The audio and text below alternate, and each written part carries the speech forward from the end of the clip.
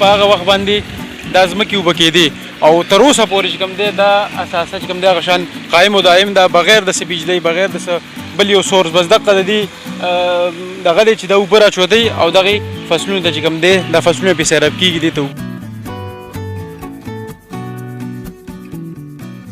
د انګریزانو د وخت جوړ سیز دی په دې ډېرې علاقې اوبه کې هغه ټایم کې د اوبو لږې مسلې وې لښتي مختي دا نالۍ دا چې کومې ندیانې دا څیزونه واړه نه وو نو د نیر په ذریعه د دې ارټ په ذریعه د نیر نه اوبه ډېر په اسانه باندې اخوازي او سیراب کېږي په علاقې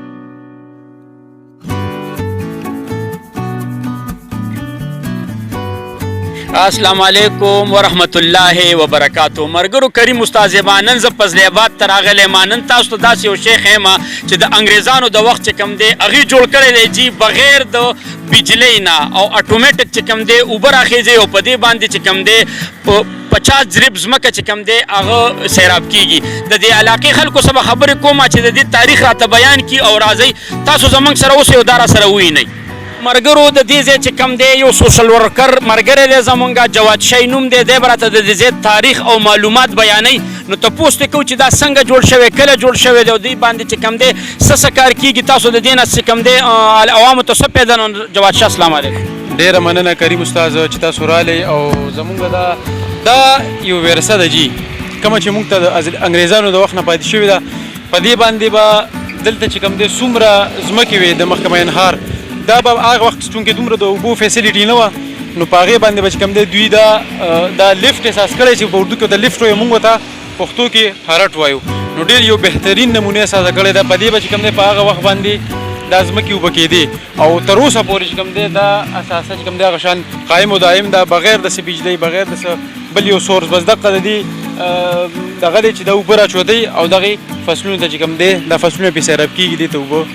ورکړی کېږي نو مرګرو دا د انګریزانو د وخت اوس چې کوم دی اخري مراحلو کې داخله ده تاسو ورته ګورئ ځکه چې د هغې نه پس په دې باندې چا هېڅ څه کار نه دی کړی دا زوړ سوچ را روان دی د نن نه 80 سال مخکې تیاره شوې ده نن تاریخه پورې چې کوم دی زمونږ قوم په دې باندې هېڅ کار نه دی کړی لیکن بیا ما ګویا اخري مراحلو کې د جواد شاه راته وایي چې په دې باندې اوس هم ښه کافي علاقې چې کوم دي هغه سیراب کېږي او د اوبو په زور روانه ده بغیر د بجلۍ روانه ده چې کله اوبه راځي نو دا ځان سره اټومیټیکلي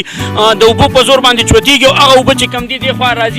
لښتي ته هغه لښتي چې کوم دی علاقې چې څونه په دې باندې ګني دي غنم دي هغه سیراب کېږي نو مرګرو تاسو چې کوم دی داسې پروګرام چې تاسو خوښېږي نو لازمي به چې کوم دی موږ ته په کومنټ کې لیکئ چې موږ دله هم داسې ویلاګې تیارې کړو مرګرو په دې ځای کې چې کوم دی نن د جلال صافي نه معلومات حاصلو چې جلال صافي روکیه د دې چې کوم دی عوامو ته څه پیغام ورکړي چېرې داسې کوم کارونه چې انګریزانو کړي هغې نه پس موږ هېڅ هم په هغې کار نه دی کړی نو ته څه وایې دې باندې کریم استاد اول خو ډېره مهرباني چې ته رالې زموږ علاقه کې دا چې کوم یو یادګاري ارټ چې ورته ویلی شي دا دی دا ته زموږ دغه ورونو ته ښیه د سکرین په لارې ډېره مننه بل زه به دا ووایم دا د انګریزانو د وخت جوړ سیز دی په دې ډېرې علاقې اوبه کې هغه ټایم کې د اوبو لږې مسلې وې لښتي مختي دا نالۍ دا چې کومې ندیانې دا څیزونه واړه نه وو نو د نیر په ذریعه د دې ارټ په ذریعه د نیر نه اوبه ډېر په اسانه باندې اخوازي او سیراب کېږي په علاقې بل دا انګریزانو جوړ کړی خو زموږ د پښتنو یا زموږ د پاکستانیانو بدقسمتي دا ده چې هغه تیار سیز استعمالو او هغې کې مرمت نه کړو نو حکومتي سطح باندې هم پکار دي چې داسې څیزونه چې کوم دي دا پروموټ کړي دې کې چې کوم کار مرمت راځي چې هغه په وخت کوي او زموږ دغه کار پرې روان وي نو ډېره مهرباني کریم استاد یو جهان مننه نو مرګرو دا چې کوم دی زموږ یو ورثه ده د سیل زیم دی عوام راځي ته ګوري او سوچ کې ورته پرېوځي او دلته چې کوم دی ځان له په دې طریقه باندې اخره کې کریم استاد ته یم اوس چې موږ ودرېدو دلته نو دغلته یو ملګری روان په موټرسایکل موبایل یې ورته نیولی دلته چې بلې لار څوک تېرېږي دا په لومبي ځل ویني تصویرانو سره وباسي ویډیوګانې ته کې ټیک ټاک کې یوټیوب کې د دې بلا ویډیوګانې هم پرتې دي نو تاسو هم راتلی شئ وزټ کولی دا په لیبات بازار سره نږدې دی که څوک یې لیدل غواړي نو راتلی شئ دلته ډېره مهرباني نو اخره کې مرګرو که ستاسو پړه کې صحیح نو موږ له اجازت راکړې د الله په امان